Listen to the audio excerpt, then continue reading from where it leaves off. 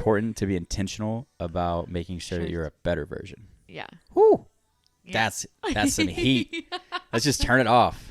That was good. That's it. Let's end it. Yeah. What's up, guys? Welcome to our channel, or welcome back to our channel. My name is Taylor. And I'm Jeff. I know that we talk a lot about relationships. We talk a lot about career, self-development, mindset, and all of these things really play a role in the wishing for that next step. A conversation that we just recently had really helped me kind of reflect on, wow, like it's really about what you're going through right now. Oh yeah. Is preparing yourself for that next chapter. But you have to go through where you're at now. In relationships, a lot of time, you have to develop the skills of being a good communicator, becoming the best version of yourself so that you can be the best partner. And for us, we've been together. Next month will be 12 years and we haven't become parents yet. But I do think that everything that we've went through in our life has helped us almost prepare for that next stage of our life. Right. And no matter where you're at, whether you're single, whether you're dating, whether you're in a very serious relationship, whether you're ready for that next step, just remember that what you're going through might be preparing you to take on that next step and make that experience even better than what it would be if you just got it right now. Because I look back to a lot of things in my life, whether it be our relationship, whether it be different things in our life, and I look back and I say, okay, if I would have got everything I have right now thrown onto me years ago, or Right. when I originally wanted it, I wouldn't have the experience that I have now. I wouldn't have the mental capacity that I had now. I wouldn't have the fortitude. I wouldn't have the experience, the knowledge, the patience to be able to handle the things that I deal with now. I think it's important to remember that you can't rush life. You get these experiences and you have to just focus on being and we always hear be in the present, be grateful for what you have. And I do agree with that to some capacity, but it's hard not to wish and be ready for more. But maybe you're not as ready as you think. Because if you think about the certain things that you have now, if it would have been thrown onto you back when you first wanted it, would you have been able to handle it? And would you have been able to handle it effectively to the point where you could execute what you were wanting to do as best as it could be? Would it have been as good of an experience as it is now? Instead of looking at all of the big moments in life, look at all the little moments in life that build up those big moments. Yeah. I think that's very well said. I mean, there's a couple of different thoughts that just kind of hit me as you were talking through some of that with how do you become the best partner possible? Even if you're in you're single. Yeah. And in that position where you don't have a partner yet, really prioritize self-development. Just like you said, in all those areas, communication, because self-development, in my opinion, is going to allow you to attract the partner that you want. If you are a significant other to someone, then I know our relationship has, drastically, I feel like I've become a much, much, much better partner since we have really heavily prioritized self-development. Yeah. And I would say that's one of my biggest, because we talk to a lot of guys and girls that we coach that are younger than us, some that are older than us as well. But, a lot of them are in relationships and they see us being together for 12 years and think that, we get this comment often and we love to hear it, that we're a power couple or that we're perfect together. And, the reality is that the reason that we're perfect together is because we work our asses off to learn about each other, to learn to self-development, to build, ourselves into something that we are. If you truly love your partner, then you should be investing in self-development.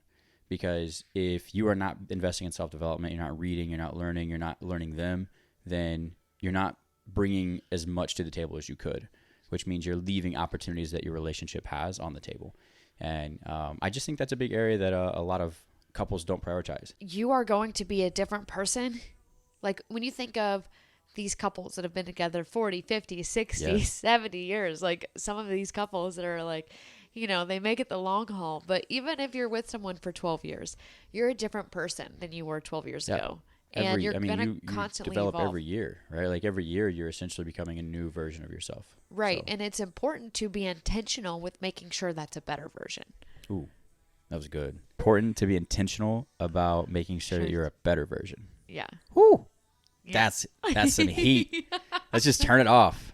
That was good. That's it. Let's end it. Yeah. Well, because if you're not getting better, I mean, you could be developing poor habits. Right. Like, and Oh, you are. If you're not developing quality habits, then because the advancement of everything that we do is happening so fast that you're going to get left behind. when we're talking about building the capacity of life, ideally, you are progressing in multiple areas of your life, becoming the best version of yourself, becoming a better spouse, becoming a better parent, becoming a better dog owner, becoming a better teammate in your career, all of these different areas.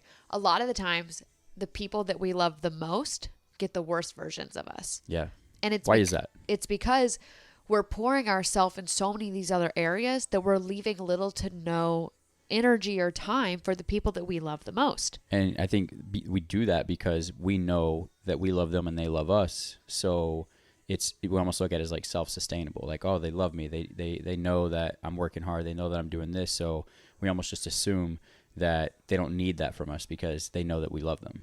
Right. Yeah. But you have to continuously reaffirm that. And that's something that, you and I have really, I would say over the last like 2 years have spent a lot of focus on, that exact concept of, making sure that we learn the love languages. And, that was something that was very helpful to us. And now that we know what each other's love languages are, we, happen to have the same love language, which makes things nice. But we prioritize that. And then the more that we prioritize that, our relationship has continued to grow. We're more confident. We're more confident in work. We're more confident in our daily lives. So, yeah, I think that's a really great point. And, just the main key of that is like looking at, why do we do that to them? Because we know that we love them and they're going to love us regardless. But that's not building the best relationship that you can.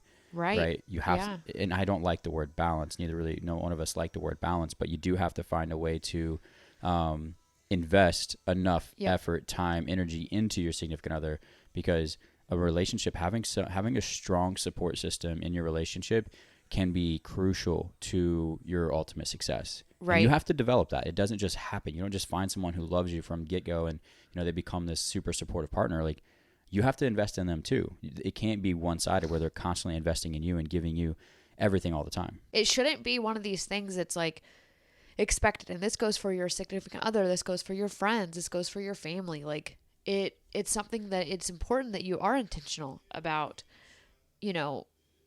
Of course, they're going to get the real side of you, but how do you treat them? How do you interact with them? And it's hard, especially when you're in a career where you have to give so much time and energy to that. It's really easy to let the people closest to you get the least of you, right? But something that I've been really reflecting on lately is a lot of times we hear manage your time, like make sure you're managing your time. Additionally, it's also your energy. You have to manage your energy because just like time, you only have so much energy in a day. Yeah. And it's important that you're managing time and energy and really making sure that you're allocating that towards the things that's going to move you forward in all areas of your life. Right. And not letting like stupid little things. You only have so much energy in a day, and some things are worth getting frustrated about. Some things are worth, that confrontation. But because frustrations can create solutions. Right. And that's why that's okay. Exactly. And what's not okay is allowing it to suck so much energy that you don't work through the problem because you dwell on it. You dwell on it, and then it just causes more friction, and they're getting the worst of you. They're getting the bad energy of you, and it's just not effective. Yeah. I think managing your time, managing your energy, and a big portion of how to do both of those is managing your focus. Managing your focus is a way to manage your energy, a way to manage your time, because what you focus on is where you give energy, and where you're giving energy is where your time's going, right? So how do you manage your focus? Well, I know for me, this is when I learned that, and I'm still not perfect at this, but if you can take time, I truly believe that most people wake up, go about their day without thinking about what they're going to accomplish during that day. What is their focus of that day? And that's a big problem. If you can just start there, you don't have to know the focus of your year or know the focus of your month. If you can start with what's the focus of today? which is something you and I have gotten really great at. Like every morning we have together, where we sit down and we talk about it and we're like, okay, What's the game plan? What's our game plan for today? Yeah. What are we going to accomplish today? What are the things that we need to get done today? And when we started doing that, we became a lot more effective. And, I think that that's a question that I wanted to ask you in this regard, because, kind of what we were discussing before we started rolling was, you have a very demanding career. Both of us do. We do have 3 dogs. Yeah. And, a demanding career, 3 dogs, and we also are now running a YouTube channel. Right. So, and all like other social media platforms. Right. Yeah. Instagram. So, all those things. So with having a demanding career, having, a family, a husband, dogs that you have to give time to and give energy to, and then also running a YouTube channel, what is some advice that you have for anyone that may feel like they're in a similar position where their career is demanding, they feel like they're not being as supportive to their family as they would like to be, or maybe they're not as supportive in their careers they would like to be because they're prioritizing family? Like, what is any type of advice that you have with earning some new opportunities in your career as well that's taking a little bit more of your time, but you're handling it also? I've watched you over the last 6 months, like you're just handling it also gracefully. So what are some thoughts that you have on how you've been doing that? Like, I know you probably don't feel that you're handling it gracefully just from that look you gave me, but what are your thoughts on that? Well, for me, more than anything, I would say, first of all, you have to understand why you're doing the things that you're doing. And then you have to communicate that why to the people around you. Okay. And if you can do those 2 things, you can figure the rest out. So before you go forward, let's dive into that a little bit. How do you do that? How do you figure out your why? So for me, a lot of times when I become really frustrated or overwhelmed, it's because I get consumed with the wrong things. And back to focus, my focus is on the wrong things. And I have to really uncover and understand, what purpose am I trying to make? Why am I choosing to do this? Because at the end of the day, this is something I talk about often with a lot of people. If you're unhappy with your situation, change it. And I understand that sounds easier than said than done, but that's how we've lived our entire lives. That's how I've built anything that I've done. If you are unhappy with your life or your situation, do something about it. It doesn't mean everything has to change today, but what can you do today to move more in the direction that you want to go in? Right. And that's how it's always been for me. Nothing's happened fast. Everything that I've done takes time, but I'm constantly reflecting. I've always chased happiness and fulfillment. That's what I chase. And I have to, then it goes back to the why of like, what is my purpose that I want to make? And how can I do that? And is what I'm doing in line with those things?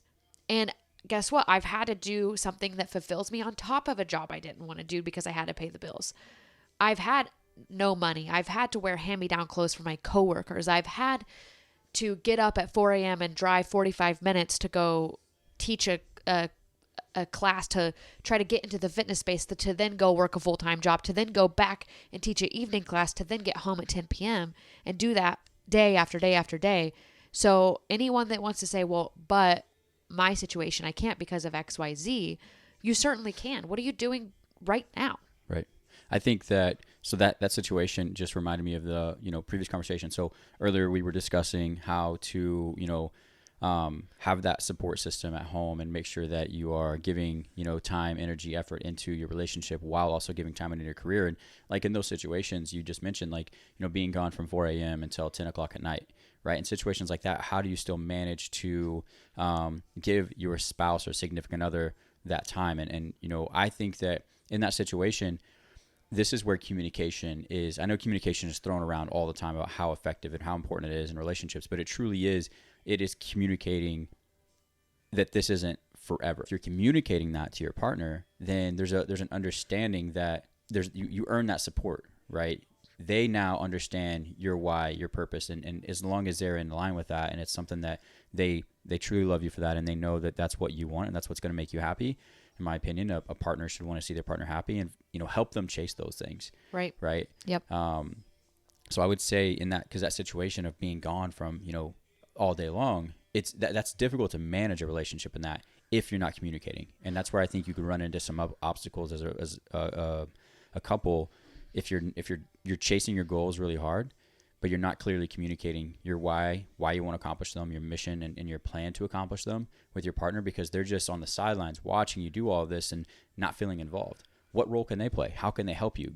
Help them understand what they can do, so you're working as a team, right? You're not just a one-man show or one-woman show going out and doing all this work, and your partner feels on the sidelines of like, I want to contribute. Right. I never felt like that with us. Like, no, yeah, not at all. But I've had a lot of conversations with, individuals where that's the case, where like they feel that way. And, I think that we've been blessed with that aspect of, we've been talking about what we want to do in our life since we were 16, 17 years old, just started dating. Like we've always not necessarily knowing exactly what we wanted, but we always knew we were going to go try to find something. That's it. So like tying back to like your original question, it's just understanding your purpose and why you're doing something will help you want to show up in all those areas of your life. Like, for example, that was my career. Like, I wanted to build a career, but I knew I still had to pay the bills. So that's what I had to do. But on top of that, I wanted to pour into our relationship because I knew why I was doing that. So finding little opportunities to bring you lunch, bring you snacks, bring you your favorite drink, like find opportunities to see you during the day when I could, on my lunch break. I would always check in with you, and it was like, just finished boot camp. Like, that was so much fun, and made you a part of the conversation. It wasn't like I was just off doing my own thing. And I constantly communicated why I was doing that. Like you said, in that communication aspect. And then when you wanted to do something, same thing. You communicated to me why you wanted to do that. Right. And we constantly, it's not only for yourself to know why you're doing something, but the people around you. And so in your career, like, I have to know, okay, why am I doing all of this? Understanding your why, again, in multiple areas, not just your career. Yeah. But like, why are you wanting to show up in your relationship? Why are you making that a priority? Why did we want to start a YouTube channel? Right. And that why has to be so strong that the work doesn't even matter. Yeah. That's a good point. Really good point. But then the other thing I was going to say is just understand that you're not going to get, like, okay, for example, say we got 100,000 subscribers today. Yes, that'd be awesome. But it's just like everything else. We have to learn the skills it takes to run a YouTube channel. Right. Like, we have to learn the skills of what it takes to run a successful relationship, and a lot of times all the waiting period turns into all of the lessons that help you do those bigger things. That's the course you're taking. Yes. Yeah. No, I like that. That's a very good point. It's a difficult thing to remember. So it's good to refocus on that and just remind yourself of that often, because, we want things to happen fast. But, I was talking to a really great friend who was in town this week, and, we had a similar conversation. And the analogy that I put was, if you won $10 million in the lottery, then you're likely going to end up with, $2 or $3 million of that dollars that you actually have left, right? Because you're going to go spend a lot of it. But if you earn $10 million, you're likely going to take that $10 million and turn it to $20 million, right? And that's the difference. That's the difference in the course, right? That's the difference in learning the process and going through the process, making mistakes along the way and not repeating them. So I think that comes, a lot of times we hear like, enjoy the journey. Yeah. It's like, it's not about the destination. It's about the journey. We hear all those silly little quotes, but it really is. Like, that's where the fun part is learning and developing, and it doesn't feel fun in the moment.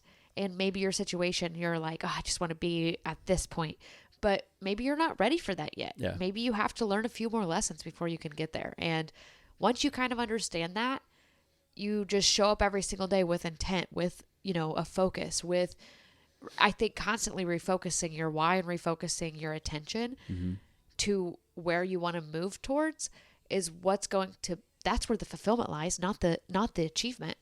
Yeah, absolutely. And that's because it again goes back to the earning process, right? You put in the work, you sweat, blood, tears for it, and then you accomplished it, right? And like every time you look back on that, like think about the milestones that you've had in your life.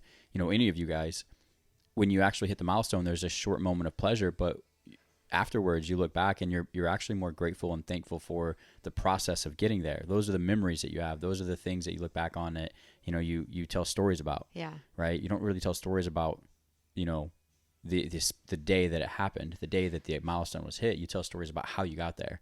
And that's what creates impact for other people to go do that as well. What are some things that people could do to improve their communication with their significant other? Like, what do you have any practical application aspect on that where, hey, this is something that you could do? I think about, some of the things I love to do with you is, and you love as well, but we'll lay in bed at night and we'll talk about, like, where are we going to be in a year? What do you think this is going to look like in a year? What do you think, our getting YouTube... exciting with them on the process. Right. Just like taking that time together and just talking through, both of us, like, hey, what do you think, what do you think this is going to look like in 3 years? Or where do you think we'll be in 3 years? Right. That's something that I love to do because we sit and both of our imaginations get to kind of like work together to paint the picture that we both want. Right. I get to share what I want. You get to share what you want. And like, we help them merge. But I think even as simple as, when we ride together, in the truck or the car, like we're heading home from work, we're heading to an event, something like that. We almost always just end up, not really listening to the radio. We'll listen to a song or two, or a podcast, but almost always when we're together, we're talking about problems. We're talking about, struggles that we have and solutions. And like, I'm always giving you feedback. I try to always give you my perspective from the outsider. You always try to give me your perspective from the outsider as well. Right. And like, try to play like the devil's advocate. Take the time that you have together and talk about things. Like if you're riding in the car, cool, music's great, it's fun, I'll get it. There's a lot you can do. Podcasts are great, but take that time when you're together and talk about things. Talk about, you can do it there. You can do it like we do, laying in bed, just kind of like going to sleep at night, just sitting talking about your goals, your dreams that you have with each other. And those are some of my favorite ways to share. If you're struggling to communicate with your partner, a suggestion that I have is asking more open-ended questions. So I know that seems really silly and really simple. However, did you have a good day today? Yes. Cool. Right? Right. But, well, hey, what was your favorite part about today? And then it gets him thinking. And now when we're talking about learning your partner, these are ways that you can learn it, because then if he tells me the favorite part of his day was getting to spend time with one of his friends that were in town at his work. Okay, well, that tells me it reaffirms that quality time is, his love language. So maybe I can say, hey, Saturday when we have, some time, let's go hiking with the dogs. Let's spend some quality time. Like, we don't have to say quality time, but that's a way that now we have something to look forward to do together. And I learned that through communication versus, he had a good day, or maybe he had a bad day, or, something along those lines. I mean, that's just one example. But if you learn to communicate with open-ended questions, you get more opportunities to learn more about the other person and figure out what's important to them. What do they not like? What struggles do they have? Where maybe they're struggling with, their own why, and maybe you can help them uncover that. And that's what working as a team means. It means really, literally just working together, not taking the easy way out, not just saying like, I love you, but saying like, showing. Hey, show me. And also, why do you love that person? Hey, thank you. So like, we'll do this all the time. Just kind of taking the 2% extra effort, like if Jeff cleans the kitchen, I say, oh my gosh, it looks so good in here. Thank you so much for taking the time to clean the kitchen, or vice versa. So instead of just saying like, I love you, like I can explain things that will show him that makes me feel loved. So in that situation, like there's another one of our love languages is acts of service. Acts of service. Yeah, we have the same love language. So in that situation though, but that's the thing, like the acts of service want to be appreciated. Right. So, if you do the acts of service, like I'm not doing the act of service just so you say thank you, right? I'm doing it because I care about you and I know that's important to you, right? So the intent of the conversation, the intent of asking the question. So the piece of that is like, don't just ask the question, but listen to the response and learn from the response, right? Yes. Like if hey, what was your favorite part of your day today? And whatever the answer is. And not asking it in like a cheesy, condescending way. Yeah. Be authentic, be genuine. Like take that moment. That's quality time. Like you're taking time to listen to your significant other. And what happens is when you do that consistently, you learn a lot about what makes them happy. Right. And that gives you a lot of ways to help you build more value in the relationship and be a better partner, do more things that you know they enjoy, do more things that you know make them happy. And that carries over into their career. That carries over into their daily life of everything they do. The happier, the more fulfilled, the more grateful someone feels, the better they're going to perform. You said something huge there. And I think you said it like nonchalantly because it's just, something that comes really naturally to you. But I feel that so many people overlook this in relationships. And it's, how can you add more value in your relationship? Yeah. I have not heard many people talk about that because it's one of those things where, oh, well, you're married to me, or, oh, we're dating, or we're together. So things are kind of expected. And you kind of, it's easy to, again, be exhausted from the work day and just drained from life, and life's hard sometimes. But how good could your relationship look if you were constantly looking as, how can I add more value to their life? How can I add more value to the relationship? And again, it should be two ways, because at the end of the day, if you're pouring everything into somebody else and they're not reciprocating that, and they're taking advantage of you, because that's a difference. That's a difference as well. Mm-hmm. You have to be aware of that, but you also have to communicate, back to communicating, like, hey, I feel like I haven't got to, spend as much time with you lately, or I feel like, and even just, again, going back to asking open questions. Hey, what's been really bothering you? Yep. Hey, what's been stressing you out? Hey, what is something that I can do to help? And when you're doing that, you can uncover, okay, is there stuff that's really going on, or are they just simply taking advantage of you? And so asking those open-ended questions, being able to communicate, that's another thing. We have created an environment to where we can openly communicate. Trust is built through small actions over a long period of time. And so being able to build that trust with your partner, focusing on adding value, communicating, explaining your why, asking open-ended questions, listening, learning, all of these things will set you up for success to have those hard conversations. So, and it shouldn't even be that hard. Like, if we're not happy about something, we just say it and then give them the opportunity. Like, hey, I could be misinterpreting this, but this is how I'm perceiving this. What are your thoughts? Right. And I'm not coming at it in a really defensive way, or letting it build up to the point where now I'm resenting, and he has no idea that maybe, because there are times where, I'm not perfect. Nobody is. He's not perfect, but there could be times where I, lose focus on, am I, pouring my attention into Jeff, or am I giving him everything that he's doing for me? Because Jeff is a saint, and sometimes he does a lot for me. And then, I would want him to tell me, like, hey, I feel like I've been giving you a lot. Do you feel overwhelmed right now? Is stuff stressing you out? Like, I feel like I'm just not getting 100% of that returned. And I'm not, and you have to be, this is where self-development comes in. The more I've developed, we've worked on self-development, the more we're open to hearing that criticism. Because at the end of the day, tie it back into, why are you in a relationship to begin with? It's ideally because you love the person and you want to be the best partner. So if I love him and I want to be the best partner, I want that criticism and feedback, to what we talked about on one of the last podcasts. I'm eager to want to get better. Now, is it going to be the best thing to hear? No. It's like an ego thing, right? But I need to hear that in order to become better. And I would expect that both ways. And I'm not afraid to tell him whenever I want something either. I really feel that a lot of people have this perception of, or perspective on relationships, and they give up the first time they face any type of adversity. Right. If we did that, we wouldn't be together. Ouch. I know. We've had plenty of. Here's the truth: relationships are going to be fucking hard. Realistically, it's probably going to be one of the hardest things you do in your entire life, and I think it should be, because that's the person you're going to spend the rest of your life with. Yeah.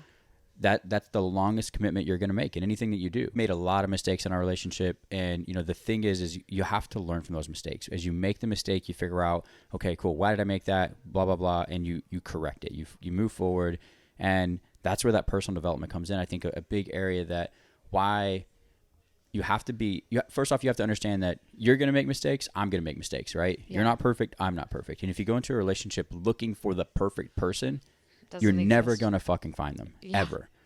Because we already know this, no one's perfect.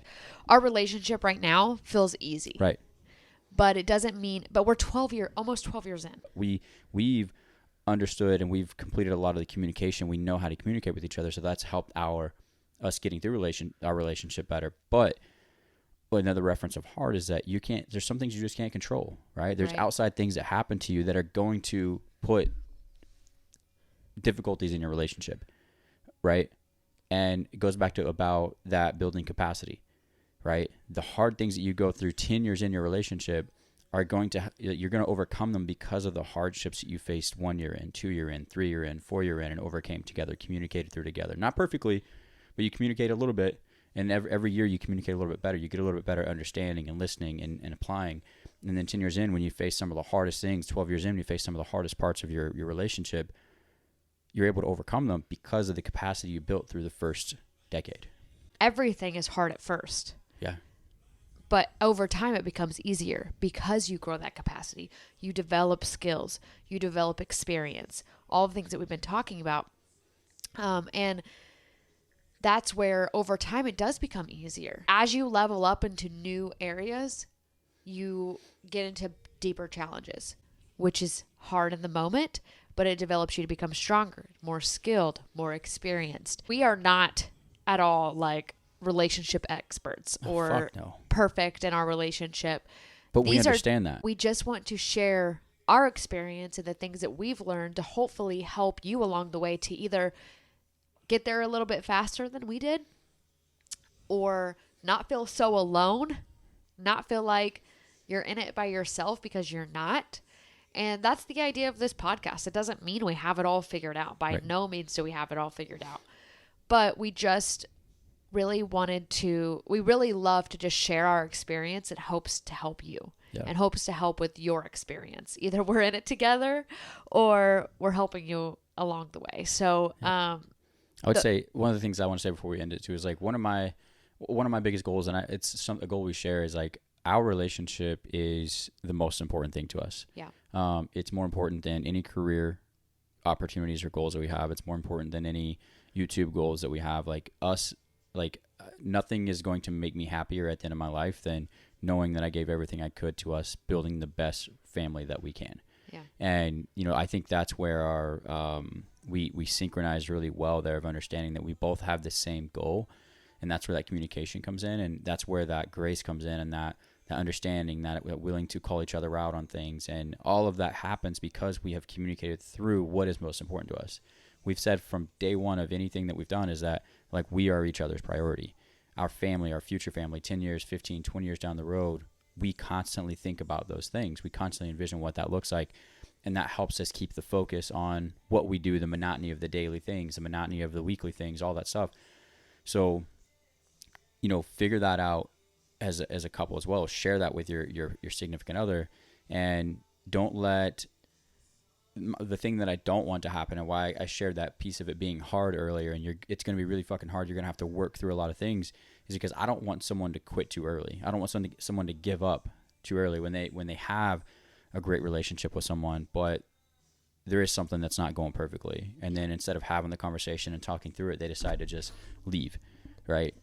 Now, there are also a lot of situations where you should leave a relationship, right? You don't have to work through everything, but that's just, not a counselor, but you'll know, I feel like, when that happens. Like if you truly feel that person is the person for you, and we'll have to tell that story on a future episode. How I knew and wanted you to be my girlfriend well before we ever actually started talking, being yeah, that really is close crazy, friends. because I said my story on you, but you haven't said your story on me.